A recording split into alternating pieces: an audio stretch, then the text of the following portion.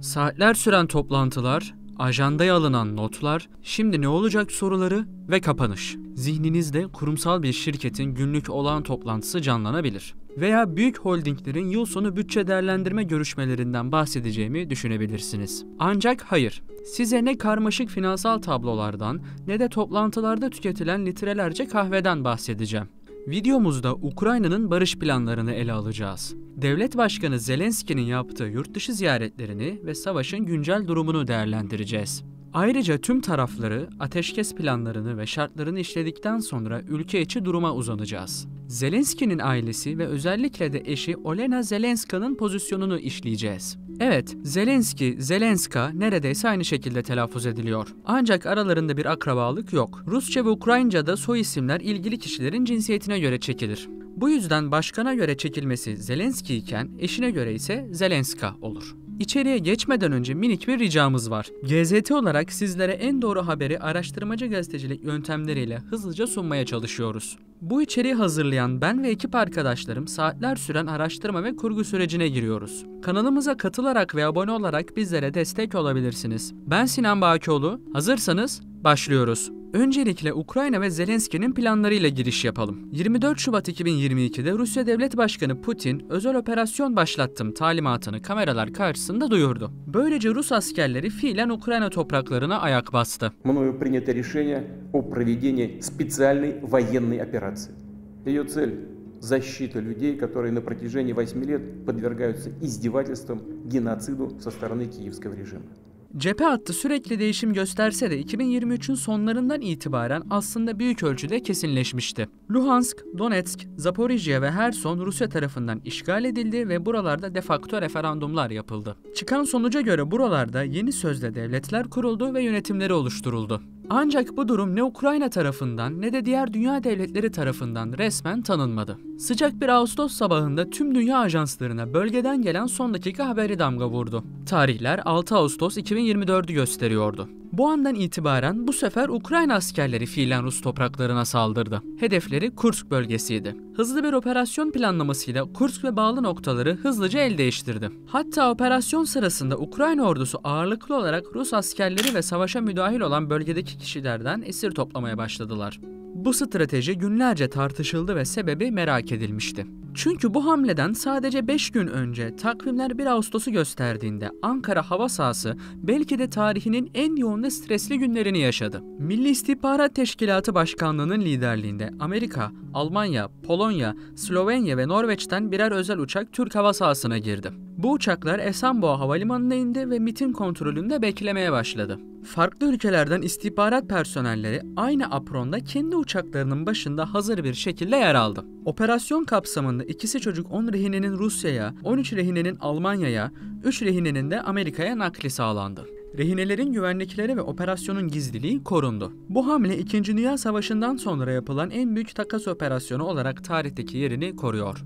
Önce Rusya Devlet Başkanı Vladimir Putin, sonra da eski Amerika Başkanı Joe Biden ve Başkan Yardımcısı Kamala Harris, tutuklu takası kapsamında serbest bırakılanları havaalanlarında karşıladı. Kursk harekatı devam ederken biz cephede sadece Rus ve Ukraynalı askerleri görmedik. Bölgeden binlerce kilometre uzaklıktan gelen birileri daha vardı. Putin ve Kuzey Kore lideri Kim Jong-un'un görüşmelerinden sonra Kuzey Koreli askerler de cepheye sevk edildi. 28 Nisan 2025'te yapılan açıklamalarla da bu durum teyit edildi. Ukrayna'nın Kursk'a saldırmasıyla birlikte gelecekte kurulacak barış masasına otururken elinin güçlü olması isteğini anlıyoruz. Ancak sürekli devam eden çatışmalar ve batıdan gelen yardımların sekteye uğraması Ukrayna'yı cephenin bu noktasında eldekileri tutma yönünde zorladı. 26 Nisan 2024'te Rusya yönetimi Kursk'taki Ukrayna varlığının tamamen sona erdiğini ve bölgenin geri alındığını duyurdu. Bundan 5 ay sonra Ukrayna'nın komuta kademesinden eleştiriler yükseldi. Eski Genelkurmay Başkanı Zaluzhny ve 80. Hava Taarruz Tugayı eski komutanı Emil Ishkulov, Zelenski'nin Kursk planının yanlış olduğunu basınla paylaştı. Bunun üstüne ikisi de görevlerinden alındı. Bu sırada Amerika'da yeni seçim takvimi yaklaştı. Biden ve Trump arasında geçen sert çekişmeyi 6 Kasım 2024'te Trump kazandı. Böylece tüm dünyanın uygulayacağı ajandalar değişim geçirdi. Trump 100 günde bu savaşı bitiririm söylemleriyle kampanyaya hazırlandı. Peki Trump, Rusya-Ukrayna savaşının sonlanması için ne istiyor? Gündeminde ne var? Trump, 2024 başkanlık kampanyası sırasında Ukrayna-Rusya savaşını hızlıca bitirme vaadini sıkça vurguladı. Ama bu durum 2024 için muğlak kalıyordu. Sadece Nisan 2024'te eski Ulusal Güvenlik Konseyi üyeleri Kate Kellogg ve Fred Fleitz bir taslak sunmuştu. Buna göre savaşın cephede dondurulması, Ukrayna'nın barış masasına oturtulması, oturmazsa yardımların kesilmesi, Rusya masaya gelmezse Ukrayna'ya daha fazla destek ve Ukrayna NATO üyeliğinden vazgeçecek veya 20 yıl ötelenecek şeklindeydi. Ek olarak Trump, Kırım'ı geri almakla uğraşılmamasını, zaten bölgede çok sayıda Rusça konuşan nüfus olduğu için bu ısrardan vazgeçilmesini söyledi. 2025'e geldiğimizde ise daha somut bir durum ortaya çıktı. Kendisine ait sosyal medya platformu Truth Social'da Kırım 11 yıl önce kaybedildi. Bu artık tartışma konusu değil diyerek Kırım'ın Rus toprağı olarak tanınabileceğini işaret etti. Şubat ve Mart 2025'te Amerika Dışişleri Bakanı Rubio, Suudi Arabistan'da Ukrayna ve Rusya Dışişleri Bakanları ile bir araya geldi. Sergey Lavrov ve Andrei Sybiha ile yaptığı görüşmelerden net bir sonuç almadı. Ancak savaş devam ederken böyle temasların olması önemli. 12 Şubat 2025'te Putin ve Trump telefonda görüştü. Nisan 2025'te Orta Doğu özel temsilcisi Steve Witkoff'u Putin'e yüz yüze görüşmesi için gönderdi. Daha sonra hepimizin hatırlayacağı Zelenski'nin Oval Ofis'te maruz kaldığı diplomasi kurallarına aykırı muamele yaşandı. Trump ve yardımcısı J.D. Vance her ne kadar full destek verdikleri bir Zelenski ile bir araya gelseler de karşılarındaki de bir devlet başkanı sıfatıyla orada bulunuyordu. Trump hızlı bir barış istedi. Sunduğu planda Ukrayna'nın tarım arazileri ve değerli maden kaynaklarının Amerikalı şirketler tarafından işlenmesi gerektiğini söyledi. Aslında 2014'ten itibaren tarım devi Cargill, ilaç devi Bayer, uluslararası yatırım fonu BlackRock, büyük silah şirketi olan DuPont ve tarım devi Monsanto, Ukrayna'nın verimli tarım arazilerini işleyip buradaki hasatı dünya pazarlarına sunuyor.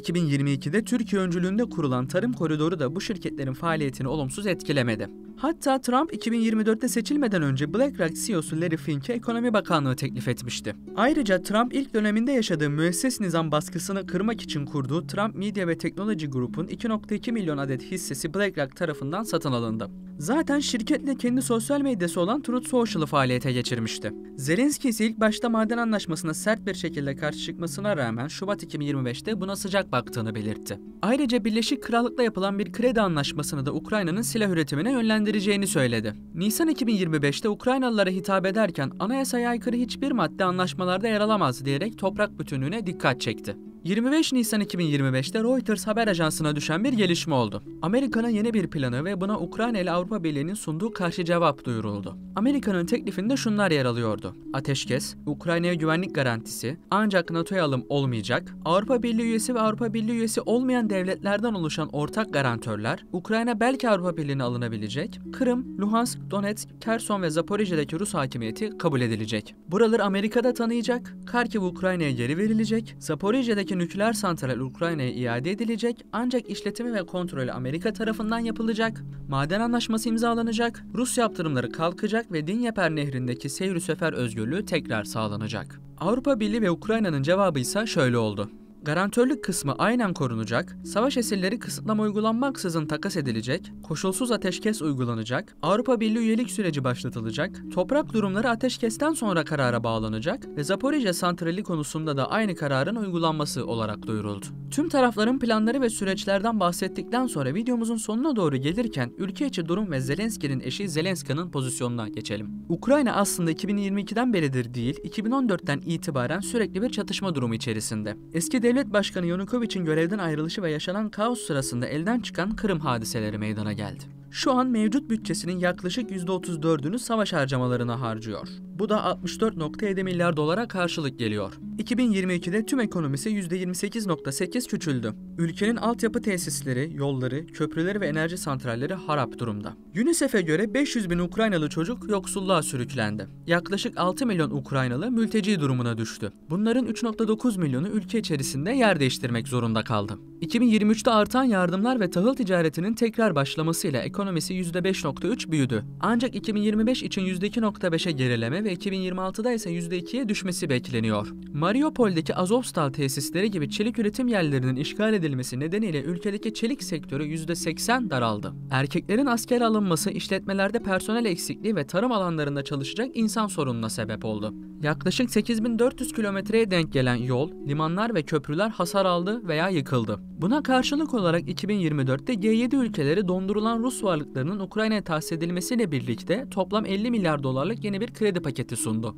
Birleşmiş Milletler'e göre ise yeniden inşa için en az 534 milyar dolar gerekiyor. Dünya Bankası'na göre Türkiye'nin 2023 gayri safi yurt içi hasılası 1,024 trilyon dolar olarak gerçekleşti. Ukrayna'ya lazım olan kaynağın Türkiye'nin yaklaşık 1/3'üne denk geldiğini anlıyoruz. Olena Zelenska'nın durumuyla videomuzun sonuna yaklaşalım. Savaş boyunca insani yardım, çocukların ve sivillerin korunması gibi alanlarda aktif rol aldı ve bu faaliyetlerini 2025'te de sürdürdü. Özellikle savaşın etkilediği çocuklar ve yetimler için projeler yürüttüğü biliniyor. Şubat 2025'te Cumhurbaşkanı Erdoğan'la Zelenski arasındaki görüşmede Olena Zelenska'nın Ukraynalı yetim çocuklar için Türkiye ile işbirliği projelerine öncülük ettiği biliniyor. 2022'de Olena Zelenska Vakfı'nı kurdu. Yıkılan insani sermayeyi onarmayı amaçlıyor. Ağustos 2024'te Ujgorod şehrinde kurulan Loud Camp isimli rehabilitasyon merkezinde savaştan etkilenen çocuklarla bir araya geldi.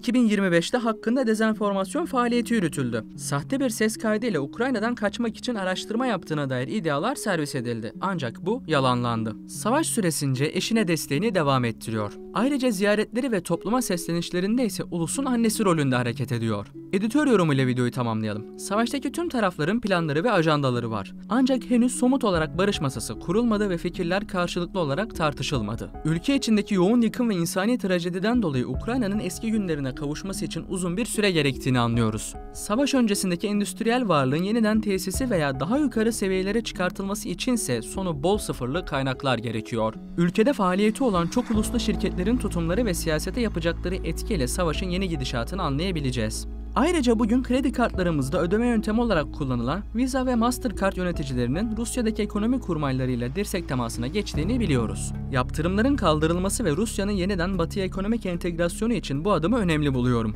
Sırada ülkeden çıkan diğer çok uluslu şirketlerin dönüşü gündeme gelebilir. Fikirlerinizi ve görüşlerinizi yorumlarda bekliyorum. Bu tarz daha fazla içerik için YZT'ye abone olmayı ve katılmayı unutmayın. İzlediğiniz için teşekkür ederim.